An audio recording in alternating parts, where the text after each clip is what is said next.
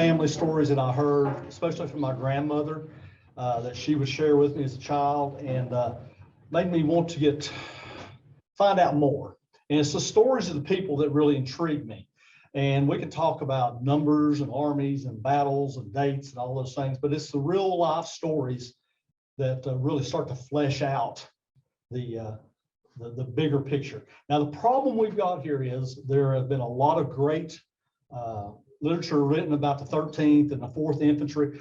I can find very, very little on the 6th North Carolina Cavalry, the only Confederate unit recruited mostly out of Johnson County. That was combined with a couple of other units, including another regiment that was a lot of people from Ashe County. And hopefully we're going to see a little bit about this. So you've got that. Let's go to slide 2 and key events and circumstances. We'll talk about this in a minute. Now, obviously, some writers have done a fantastic job. Michael Hardy, if he happens to be watching, I really appreciate his work, especially on the 37th and the 58th North Carolina. There's just not much written. There's some stuff written, and I'm going to share some of this with you here. 2 eyewitnesses. A lot of this stuff I have actual quotes or paraphrase what they said. Martin Moore and Captain Roby Brown. Some of these were written accounts around 1900, memories of the Civil War and what the unit was involved in. Now, the problem is there's a lot of stuff that's not included, especially in their Tennessee campaign. The 6th North Carolina was recruited here in Johnson County for the most part, but they had the distinction of having fought in several different states: Northeast Tennessee, Southeastern Kentucky, Northeastern Georgia. Then they spent the latter 2 years of the war on the East Coast around Newborn and Kingston, North Carolina there. And they were one of the latter units in the East to surrender. So what's some of the key events? And we have to understand, now let's get this disclaimer right here real quick. It's very, very important that we try not to color history with our modern 21st century attitudes, preconceptions, okay? When we look at the story and we see why a lot of these men did what they did, we begin to get a little better perspective, all right? This is not to be politically incorrect or incorrect, anything like that. But some of the key events that happened was, of course, Abraham Lincoln was elected president on a pro-abolition, basically, platform. Now, Lincoln didn't push it that much, but there was a vote in the state of Tennessee whether to hold a secessionist convention. In other words, to call together a convention to see if Tennessee should secede from the Union. Now, first thing we need to talk about is, at that time, if you were saying the Pledge of Allegiance, if you had such a thing, you said, I pledge allegiance to the flag of the United States of America.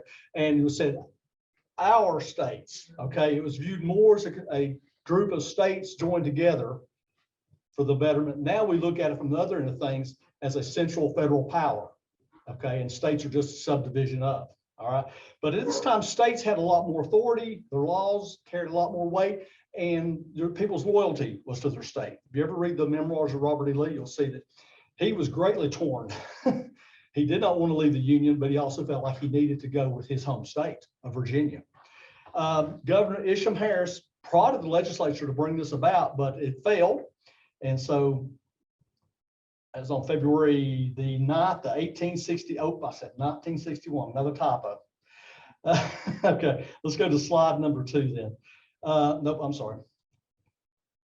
Let's go to slide 3. Key events and circumstances. Now, in the 1860 census, now, yes, the war became about slavery the longer we went into the war, but at the beginning of the war, it wasn't as much about it. In the 1860 census of Johnson County, Tennessee, there were a total of 4,786 individuals, 836 households. There were 82 slaveholders in the county, and that's almost double what it was in 1850. All right, 210 enslaved individuals. If you ever want to see that, there's a great website called Black and Appalachia, and they've got the slave schedules for most of the states on there. So slide number 4. Now, let's go on to slide 5. I've got 55 slides, so I'm going to have to skip some of them. 7 states voted to secede there in the early part of 1861. And Tennessee voted down the secessionist convention. But when Lincoln called for an army of 75,000 troops, that changed the perspective in some of the states, Virginia, North Carolina, Tennessee, and Arkansas. After that, voted to secede.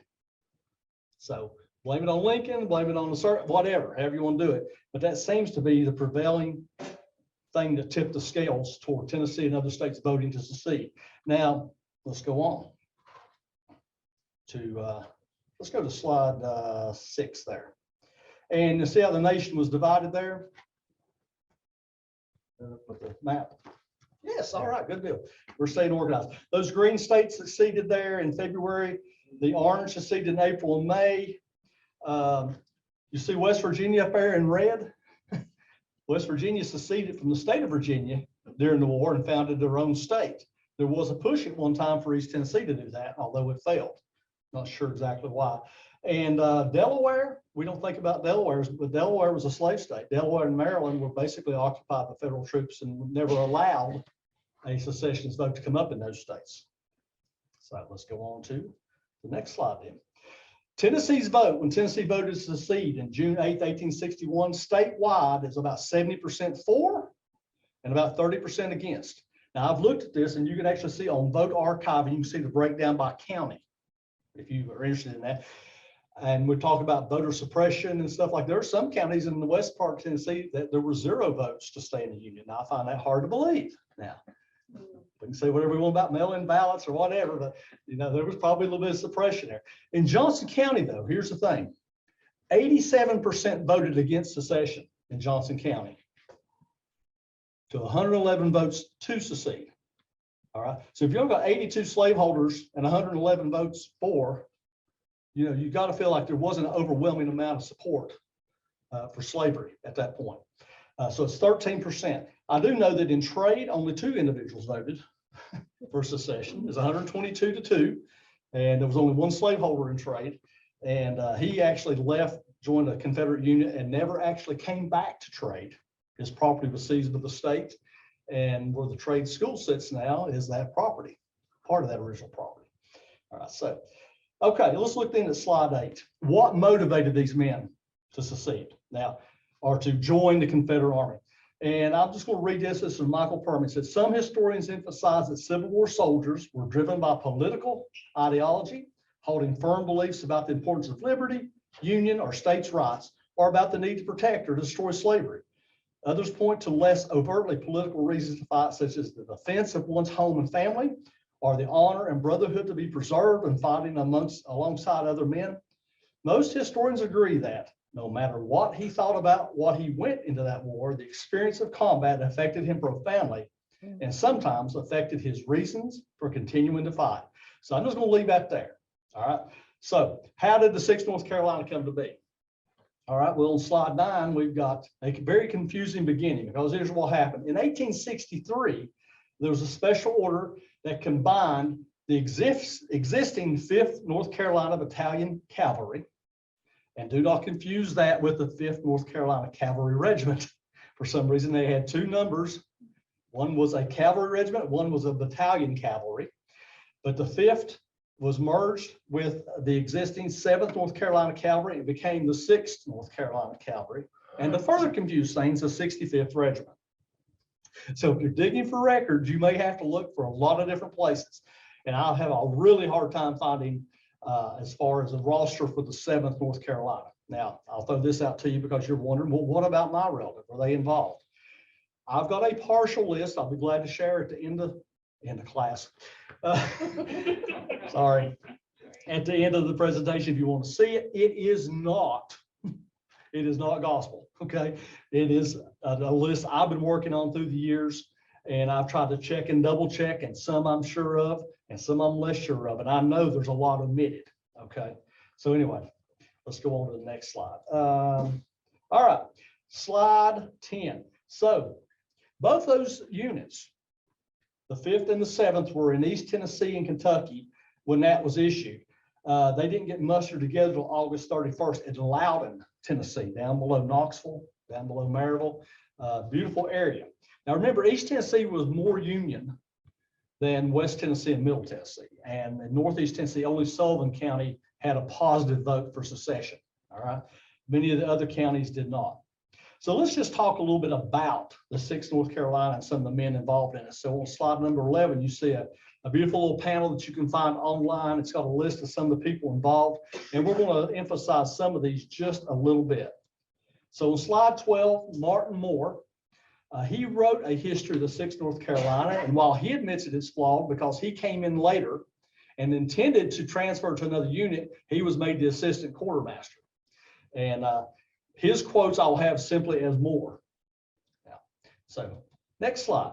Colonel George N. Folk was the commander of the 5th Regiment, and he is from Watauga County. Here's what is said about him. He's a native of Virginia, but when quite a young man, just admitted to the bar, sought his fortunes in Watauga County of this state. He was a representative of that county in state legislature. After the war, he lived in Caldwell County in the enjoyment of a lucrative law practice. I love the flowery language about that. So on slide 13, nope, I'll say this, slide 13. Slide 14, William Council. If you've any familiarity with Boone and Watauga County, you've heard the council name.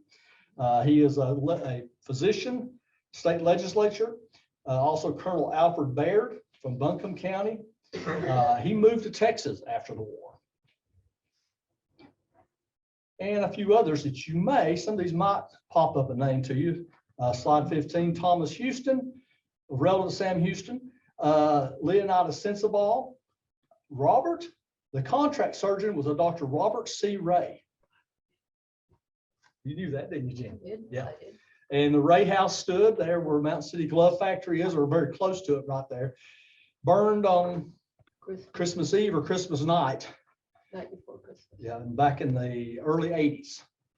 And it was a beautiful, beautiful old home. And that was originally, if I'm not mistaken, owned by the McQueen family. And Dr. Ray married into that family. And I love the way he says that his home shouns X-roads or crossroads. And Reverend John Porter, a Presbyterian from Charleston, South Carolina, was a chaplain. He said, I am not familiar with his history. I'm not either, but I will tell this quick story. Most of the Confederate generals loved having Presbyterians in their force because they adhered to the doctrine of predestination and believing that you weren't going to die till it was your time to die. And one of them quoted, I didn't look up the quote exactly, it's along the lines of they could pray like saints and fight like demons. And that was what they did. They didn't have a fear of death because they thought, oh, I'm invincible till my time comes. And so Presbyterians, a lot of those of Scots-Irish descent, were quite prominent. Now, let's talk about on slide 16 here about the man that some of you may have heard of, Barton Roby Brown. And I thought I knew his story until I really started doing a lot of researching. He was born just across the state line, above Vault's Gap, but he's described at this time as a Tennessean, a successful farmer and stock raiser near Shounds Crossroads, Johnson County. He is a knightly gentleman and was a beau idea among the cavalrymen, brave, dashing, quick, and wise. And I don't think that's an exaggeration. When I read some of the accounts, he was a born leader. He recruited a lot of men from the area, and on the battlefield, he was also brave and dashing and wise. One time helping save a retreating Confederate unit by leading a charge across a bridge at night in a firefight, and until the last of the men got across the bridge. Quite adept at leading. So next slide on about him. He's the son of James and Harriet. She was a Farthing Brown. He lived later in the 4th District of Tennessee. I think that was showed up in the 1850 census. He enlisted in July 1861 and recruited some others to join him. And a little bit more about his story on the next slide, which is slide 18. Oh, sorry. He was promoted to a full 2nd lieutenant in 1862, and you can see all the things that he did there. He mustered out August the 3rd, and then transferred to the North Carolina 6th Cavalry Regiment. And we're going to hear just a little bit more about his story. He was married to Miss Callie Wagner, daughter of Jacob Wagner and Celia Perkins Wagner. And if I'm not mistaken, it would be the brick house on the left as you go down through Neva, just as you get to the Maymead Farm. It's the tree back over, or the house over to the left, back among the trees. All right. Now he built that house after. See, I thought he was in this married family before the Civil War. He was not. He came home on furlough in December of 1864 to marry Miss Wagner. Okay, now we're going to skip that slide. We're going to skip that slide. And let's just get into the heart of the matter. Okay, slide 23. The 5th North Carolina Battalion was serving near Cumberland Gap. If anybody been to Cumberland Gap? Of course, the cavalry was there. They were trying to guard the passes. They were trying to guard the tunnel under there. Okay. If you remember when the tunnel was built, I'm just joking. But it was very important to guard that pass because that was basically still the pathway into Kentucky. And so it was very important to prevent raids back and forth across. There was actually a grub from trade who was buried there, who was in the Union Army, related to the Madrons and the Arnolds. I'd like to find his story a little bit more. But they served there for quite a while, and I'm going to skip some of these slides. But let's look at this. In the fall of 1862, they went to East Tennessee. And here on slide 25, I want you to see the quote from Colonel Folk that he said, "No troops ever had more bitter and disagreeable duties than were at times imposed upon the men and officers of this command in East Tennessee. One of the first fatal conflicts after the organization of the 7th North Carolina Battalion came on Christmas Day, 1862, at a point on the Watauga River near Douglas Ferry in Carter County, Tennessee. A few days before, some citizens of North Carolina had been waylaid and robbed nearby by a marauding band who informed their victims that the troops of the regiment were to be secretly attacked soon by the same band." So then the next slide, they hung some of the disloyals, and it's actually reported that when they were attacked, here on slide 27, it says the attack came from men concealed in ambush on the bluffs above the riverbank while the column was on its march. A sharp fight ensued, which resulted in the killing of one soldier from the regiment and the wounding of others. A number of bushwhackers, and that was the term used for Union sympathizers. You see, even then, we had a spin on names and how we described people. A number of bushwhackers were killed outright and several captured. 2 of the latter were tried and condemned to death by a court-martial. They were hanged promptly to the most convenient tree near the spot where they were captured. And you can find this on www.carolina.com on the 65th North Carolina history. So I tried to copy that exactly as they reported it. For years afterwards, and this is slide 28, for several years afterwards, these gentlemen had to fight not only the criminal prosecutions, but other suits were filed against them for damages claimed by the families of the bushwhackers executed. Now, you argue however you want, this was not a Union unit. They were Union sympathizers, and does the Army have the right to hang citizens? So if you're the family of the Unionist men, then yeah, you might feel very differently about it. So again, the different perspectives in your political leading at that time carried a lot of weight in how you viewed the history. All right, let me jump down. Suffice it to say that the company spent time in Jonesboro, Tennessee. It was at Bluntful. They were in a place called Zollicoffer in Sullivan County, which is now Bluff City, by the way. I always stump my kids when I ask them when we drive to Sullivan East what the name of that town used to be, and half of them don't believe me on that one. And they saw some time also again back in Kentucky. I want to get down to when things really started getting hot, which would be, let's go down to slide 34. So the unit saw lots of minor skirmishes and minor conflicts, and then they got into the big game, you might say. Got involved in the Battle of Chickamauga. And if you're familiar with that, that occurred in North Georgia, just outside Chattanooga. General Braxton Bragg had lured the Federal Army out of Chattanooga. They wanted to capture Chattanooga, and they wanted to force the Federals out. And on the banks of Chickamauga Creek, they fought a 3-day battle. Very hot, very intense, a lot of people killed, and the Confederates got a tactical victory in the fact that they forced the Union to retire back to Chattanooga. So let's, on slide 45, we've got a quote that Barton Brown himself said. On the night of the 17th of September, Company A was detached in order to follow a portion of Howe's battery. The remainder of the regiment also had been moved forward in the same direction. Before sunrise, we were all engaged with the enemy at close range in conflicts which lasted several hours. In the meantime, the woods between the 2 lines of battle caught on fire and prevented any advance from either side. Our command was then withdrawn and placed on duty at Alexander's Bridge on the Chickamauga, where we remained during the remainder of the great battle.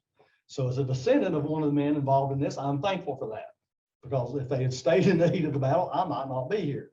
And you'd be sitting here staring at an empty podium wondering what's going on. So next slide on 30, I keep saying verse 36.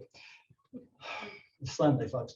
Although Bragg's original plan had been to lure the Army of Cumberland out and capture Chattanooga, it was basically a stalemate in terms of numbers. But the Federals retreated back to Chattanooga.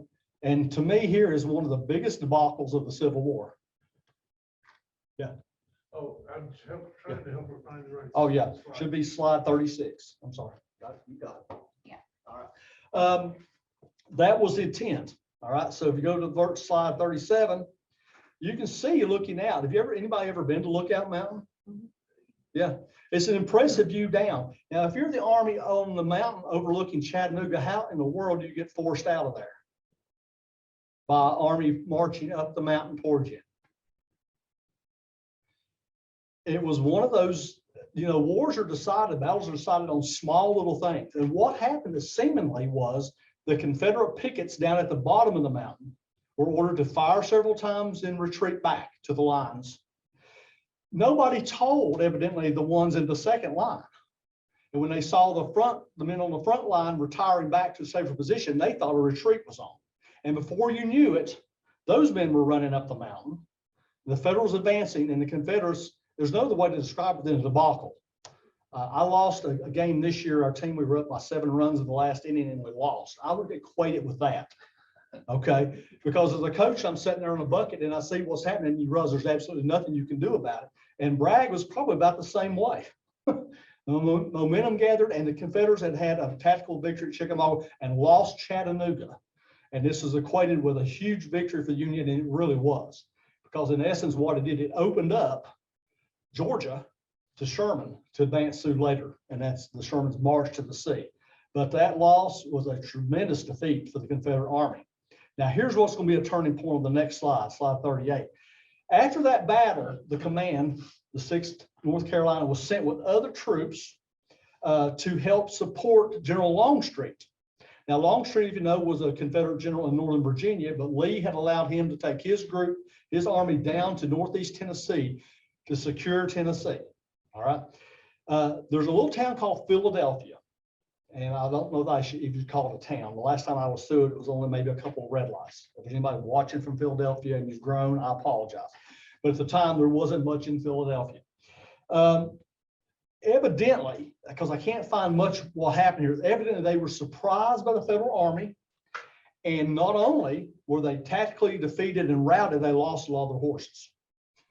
Okay, if you're a cavalry unit, you need your horses. Okay, it just goes hand in hand with it.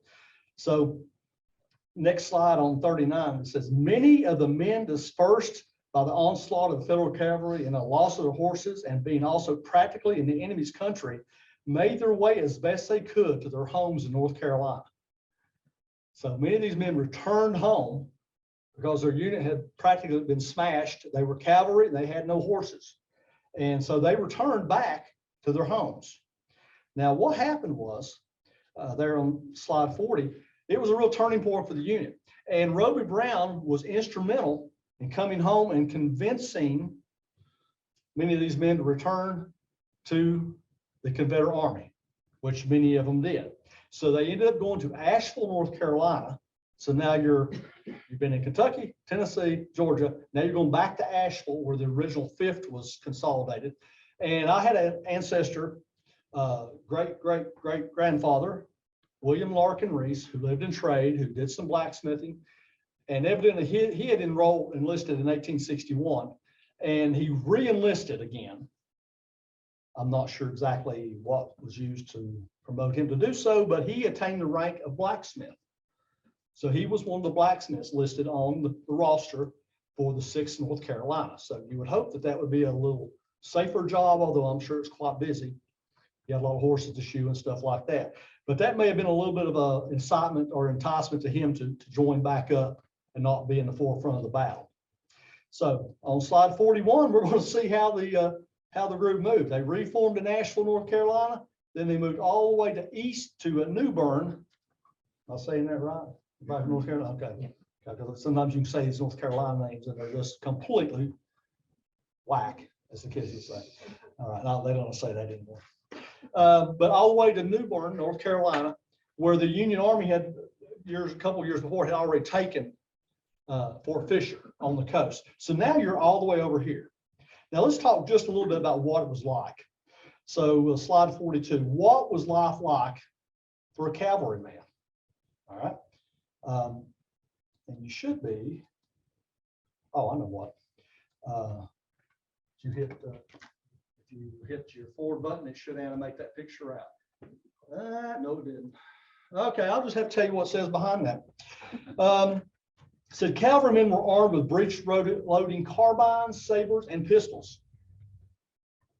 And up here we have a replica of a 54 caliber single shot pistol. Now, if you think some of your pistols at home are heavy, try this one. Okay. Now I'm sure, I don't know if it's the actual weighted one would be, but it wouldn't be far off.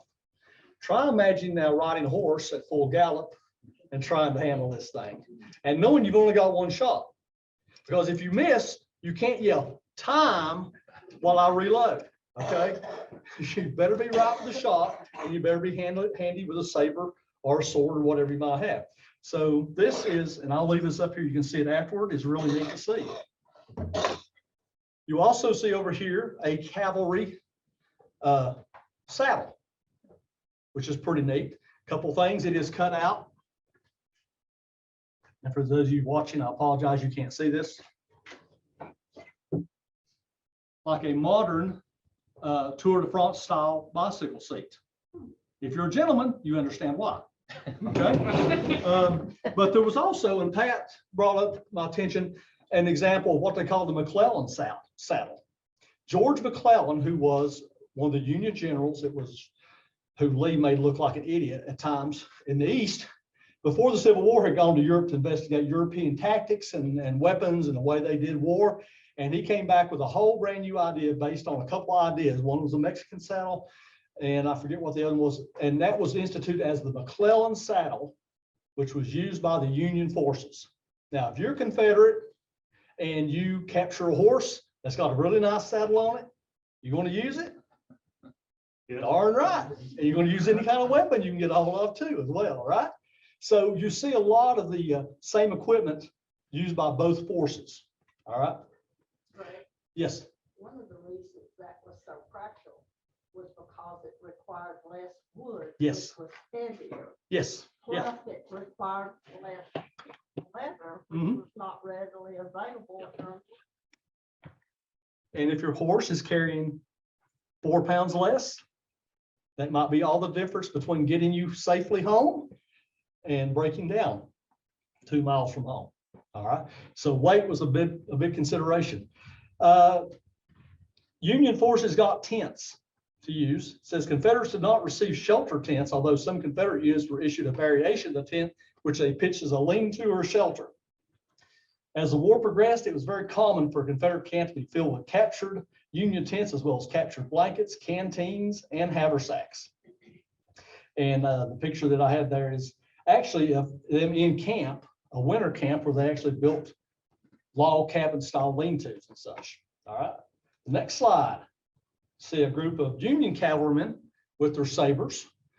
I had a great history professor at East Tennessee State University, Dr. McKee, and a fantastic history professor. And one summer I got the privilege of doing a Civil War class with him.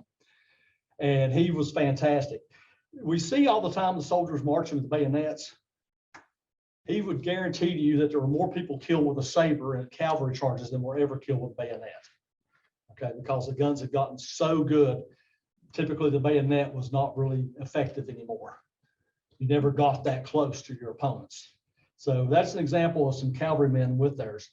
It says the artillery and cavalry relied solely on buglers, who were an important part. It says free time in camp was spent in card games, reading, pitching horseshoes, or team sports, such as the fledgling sport of baseball, a game which rapidly gained favor among Northern troops. Of course, Southern troops played football, as you can still see by who wins the national championship every year. Sorry. Okay. And slide 44. Religion, again, was very important to the soldiers' daily routine, and many of them attended church services on a regular basis, even carried small testaments with the rest of their baggage. And I'm sure that being in constant danger of death and maiming and war might draw you a little closer to your creator. All right. And Union Confederate armies had numerous regimental and brigade chaplains as well. So they were there to assist the people in their spiritual gain, or in visiting people in hospital, writing letters, all kinds of things like that. So, and the last one, slide 45, cavalrymen needed horses. So if the soldier on his own was paid for it, he had one of his own, he was paid for it. I found a receipt for this on April 14th, 1864. Larkin Reece was paid $48.40 for the use and risk of his horse. Now, it's not like there were a lot of horses, okay? As the war went on, there got to be a shortage of everything, okay? And a cavalryman, if he could capture a good horse, he would do that. If he had to steal one from a civilian, he would do that, okay? And something really interesting you might want to look at sometime is the claims that went before the county court in 1867, I think it was, if I remember the date right. It's about 3 pages long of people in the county, Johnson County, who filed claims against either the state of Tennessee for the Confederacy claiming stealing property, liberating property, and the Union forces doing the same thing. Okay. If it was there, they took it if they felt like they needed it. All right. And something else, if you are researching any of your North Carolina relatives here, and I could never find a pension on William Larkin Reece. And the reason is North Carolina would not pay a pension for a Confederate veteran unless they had lost a limb or unless it was to their widow. So since he outlived his wife, there was never a pension claim filed for him. All right. Another relative ancestor of mine, when he died, his widow did file for a pension. So anyway, let's look at their adventures in North Carolina. I'm about to run out of time. They arrived, and this is slide 46. Cobb's Mills arriving at Kingston early in spring of 1864. They were picked at outposts around New Bern. Colonel Folk was cut off from the command. He got captured. And on the next slide, this is a great little story, and I'm still investigating this. So slide 47. On September 20th, and this is a direct quote from Moore, 7 gallant men of this regiment entered the enemy's lines at Deep Gully near New Bern, routed a company of Federal cavalry, capturing 12 horses with accoutrements and arms, and afterwards suppressed the picket post, killing 1 and capturing 5 men, all without the loss of themselves. Their names were Sergeant James Griever, who I believe was the son of Valentine Griever of District 3. I've got one of his descendants looking into this. I'm about 90% sure that this is who it is. Privates Murray Brown, Patterson Moss, Hiram Gregg, who was also a Johnson County native, Thomas Sullivan, John Houston, and William Johnson, which may or may not have been. I found 5 William Johnsons in the county in the 1860 census. So who knows? May very well have been. Next slide, 48. The most important engagements, though, in eastern North Carolina was the assault upon and capture of Fort Croatan near New Bern, but the attempt to recapture Fort Fisher failed. And again, then on 49, I alluded to this earlier, Butler's Bridge, companies A and F, and company A was the Johnson County group, covering a C.S.A. infantry retreat at night, in which the unit and Captain Brown were praised for their gallantry. The unit also saw combat at Poplar Point, December 20 through the 22nd, 1864. Now, as the war is winding down, on slide 50, volume 100, and you can look this up if you wish, Joseph E. Johnson's army was trying to retreat. Lee, if I remember correctly, surrendered on April 10th. We got any historians among us? Pretty sure that was the date. The Confederate army of Johnson tried to continue to fight and was trying to escort the leaders of the Confederacy further south. And the men of the 6th North Carolina that had horses helped to cover the retreat. The men who didn't went on foot. So you can see at this point it's gotten really rough as far as being able to fill a cavalry unit. So on the next slide, you can see the map, how they went from New Bern to Raleigh to Greensboro, then eventually to Salisbury, North Carolina, which is just north of Charlotte. And then on slide 52, the final days, after attempting to link with some other units, the 6th North Carolina was surrendered by General Baker to General Sherman on April the 26th. Companies A and F were paroled at Bunn's house in Nash County, North Carolina, near Rocky Mount, North Carolina. If I get a chance to get down there this summer, I'd like to try to get some pictures of that area. The men disbanded when they got to Salisbury. The survivors, about 300, wended their way home as best they could afoot and on half-famished horses. So that was the end of the 6th North Carolina, the end of Confederate resistance in North Carolina. Some units, if I remember, in Arkansas and Texas continued on for a little while, but to no effect. So slide 53, I think this is a great quote. Desertion got to be a big, big problem. If you've seen the movie, The Cold Mountain, and I got told by somebody the other night, no, that wasn't real. That didn't really happen that way. And I said, well, you look at the writings of the people from the area, and it was a pretty accurate description, I think, of what went on, especially in the mountains, people dealing with the home guard and different situations like that. North Carolina had the highest rate of desertion among any Confederate units in the South. About 26% of the men deserted. Here's what Eric Foner wrote about this. He said, historians of the Civil War have emphasized how soldiers from poor families deserted because they were urgently needed at home. Local pressures mounted as Union forces occupied more and more Confederate territory, putting more and more families at risk of hardship. One Confederate officer at the time noted, the deserters all belong almost entirely to the poorest class of non-slave holders, whose labor is indispensable to the daily support of their families.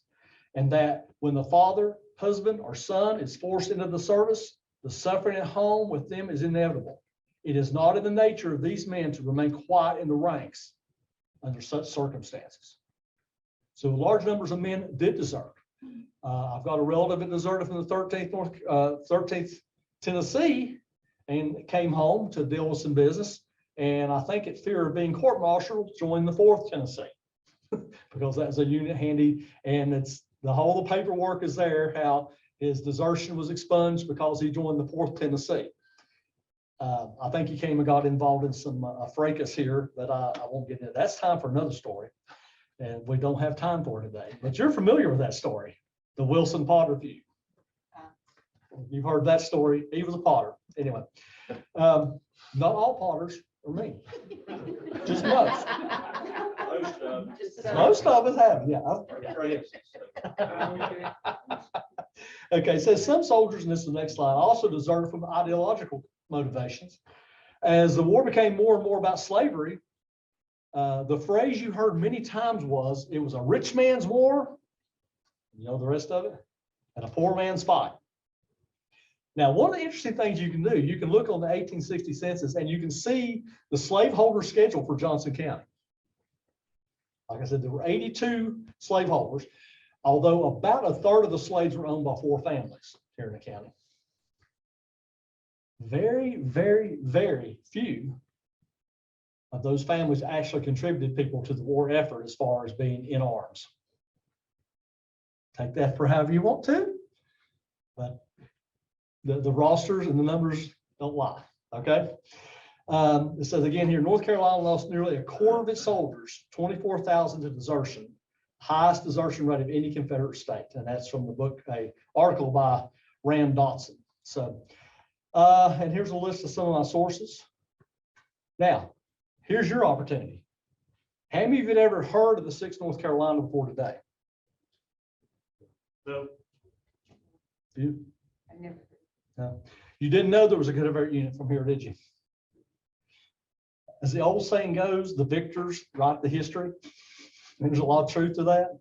Okay, I'm not going to get into all that. I had ancestors who fought for the North and the South both, and I'm proud of every one of them. All right, because I'm not going to sit and try to judge them on what their motivations were. I do know one thing, that it was often said that a man was safer in the army than he was at home.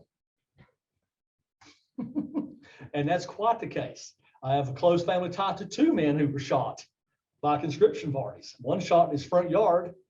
You know where Annie's is as you go to trade, straight across the from there, a potter that was shot dead in his yard in front of his family because he refused to join a North Carolina conscription party. Conscription party meant they were coming to recruit, but they got a cash bounty for every man they carried over to join. And another near relative who was shot escaping from a conscription party in Shady Valley. So try not to be in judgment of these men for what they did, what they felt like they had to do at the time. But I did want you to see that slavery was a very minor, well, I won't say a minor, because if you were enslaved, it was not a minor situation. I didn't want to sound like that. Not as many people, the county's economy was not relying upon slavery like it was in some parts of the country. Not to excuse it, I don't mean to sound like that at all. But a lot of the men who fought did not have a vested interest in slavery, I guess is the way I'm trying to put this. All right. And a lot of men were pro-union. They did not see the point of Tennessee leaving. They didn't vote for Tennessee to leave. They didn't want Tennessee to leave. And civil disobedience, well, that's a hallmark of being American. Okay. If you can't disagree with your government or the way the vote goes, well, I can disagree with it. You know, how far you want to carry, that's up to you. Anybody had any stories that they want to share about the Civil War and the things that went on? I've gone long enough, I think.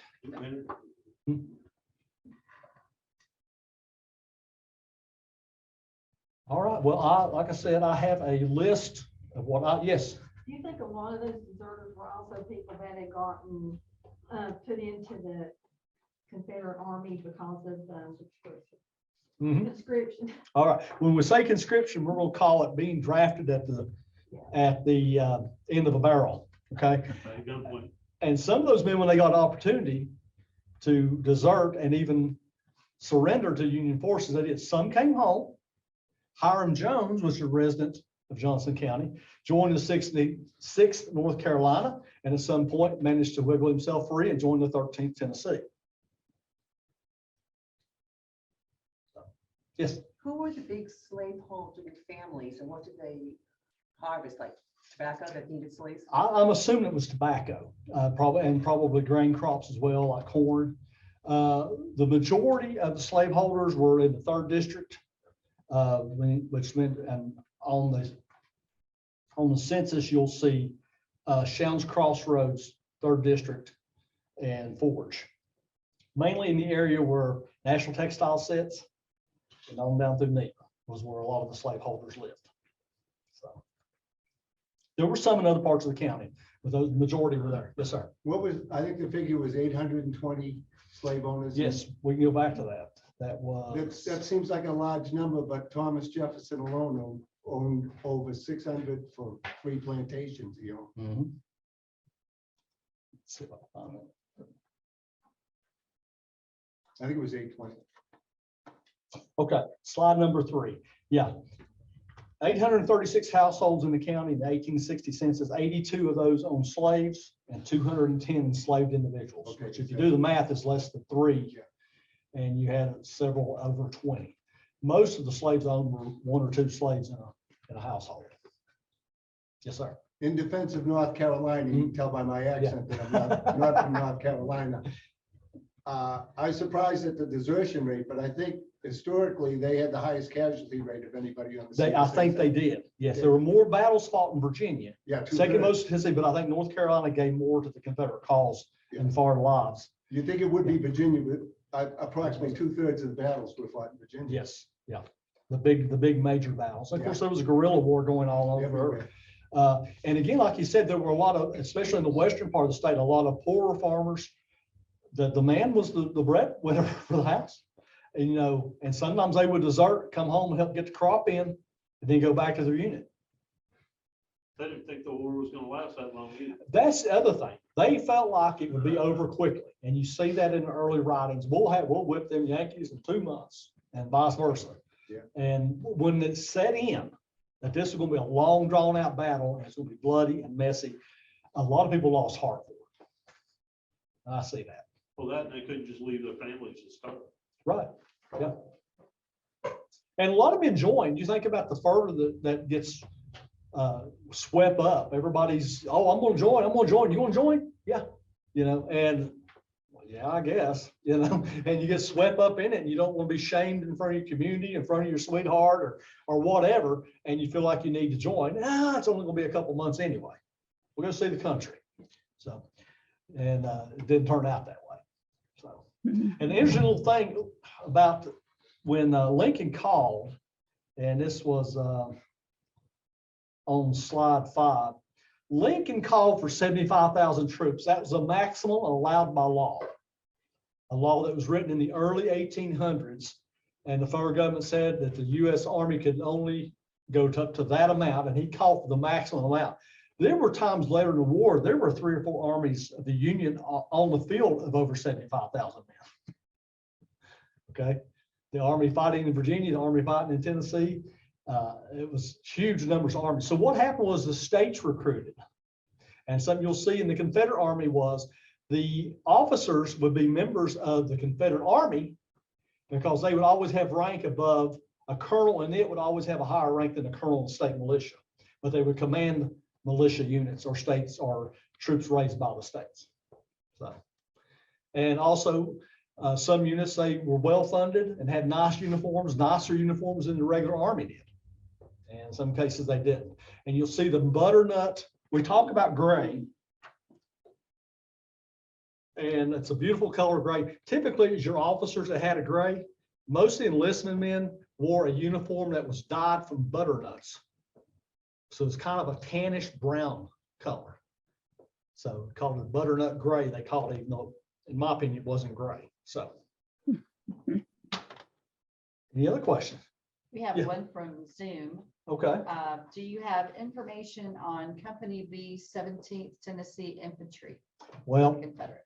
that'll be there's a lot of information out there. That'd be a great another day to do that. Yeah. Gotcha. Sorry. There's actually several books written about the 17th. Yes, Pat. There was a barrel upstairs Mhm. in the museum that is made out of a tree trunk where it's been burned and hollowed Mhm. out. My grandmother told me stories that had been related to her parents, that those were the type of barrels that they would put saddles and money and everything that was valuable, and they'd seal them up in those wooden barrels and bury them in a ditch and Mhm. camouflage them with brush so that it would look like a cover on the ravine, because Johnson County was inundated with Union, Mhm. with Confederate, with the Home Guard, with the bushwhackers on every side. And so they would bury their valuables, and that barrel up there is probably one of the barrels that was used, because it came out of my barn that was built by my great-great-grandfather that was an officer in the 13th Regiment of Tennessee Cavalry. Pat was talking about, if you was listening on Zoom, how they would hide goods from the marauding armies, Union, Confederate, Home Guard, bushwhacker, or just, it brought about an era of lawlessness. And you would have men grouped together that all they were doing was out for themselves. Okay. And so you had to hide foodstuffs, anything of value, or it would be taken. Okay. And if the husband and father is away at war, it made easy pickings for a lot of these criminals. So, but yeah. There's a lot of papers, I don't know, Larry might be able to tell me, that came out of the old courthouse, out of the basement, well, the Trigger Courthouse. They were in the basement. There was reparation papers where they had, people had filed. I made some copies where some of my relatives had filed for reimbursement for saddles and blankets and stuff. Of course, I don't think anybody ever got any money back, but they filed those papers and they were in the basement at the courthouse. I also found papers where some of my relatives had paid, like Mary Sham paid for one slave. It was a receipt for one slave. There's a lot of, I don't know, that's what we need, an archive. Yeah, a lot of those papers that, gonna be lost to history. Yeah, I'm trying to find, I actually got a The reparations are listed online, so where people filed and it had a dollar amount, what they were filing for. And I'm not finding that at the moment, but that actually is available online, just like the slave schedule. So if you're interested in that, Black and Appalachia was where I found a good copy of that, and you get in a PDF on there. You can scroll down through Johnson County and see each owner listed and the number, and it didn't even list a name for the slaves. It listed a male, it listed the sex and age and what they did. Now, an interesting little story on that. I did some research for a guy this week, and I'm not going to throw out any names, that is preparing a home for Airbnb. And he found out that the family, there was a Black woman who lived with the family up to the 1900s and helped care for the children. And he was concerned, he had to make sure that she was not a slave of that family because of, I can't remember if it was Airbnb or which, I don't want to say. One of those online rental places will not publicize a rental if it was ever owned by a slaveholder. So he had to certify that she was not. And I was able to find her in the census records in 1870, 1880. Of course, couldn't find 1890, it's gone. And but then also looking at 1860, found her pretty sure based on her last name where she was not, that family that lived there did not own any slaves in 1860. So much to his relief, he found that she was not a slave in that household. How would they know? How would they? Airbnb research every home that goes. All it takes is somebody to be angry at you because you didn't give them a refund of their something, and then boom. I saw a place get shut down momentarily for a little while in Minnesota because they had a Norwegian flag outside, which looks a little bit like the Confederate flag. So political correctness. Anyway, and if you see the Norwegian flag is the same color, but it has no stars and it's horizontal and vertical stripes like that, not diagonal. Yes. Were slaves counted in population? Yes, they were. And that's what's interesting is they counted as 3/5 of the person. Oh. Okay. And that was as much the North, some Northern politicians did not want to count them because if you counted them as regular population, then the South could have more representatives in Congress. Meanwhile, the South wanted them counted, even though they wasn't going to grant them rights. So a compromise was reached called 3/5. So each slave counted as 3/5 of a person. Now, if that doesn't speak volumes about American politics and the way policies made, I don't know what does. Yeah. So, anybody else?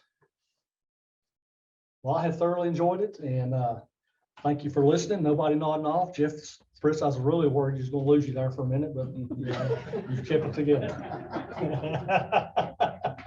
Thank you very much.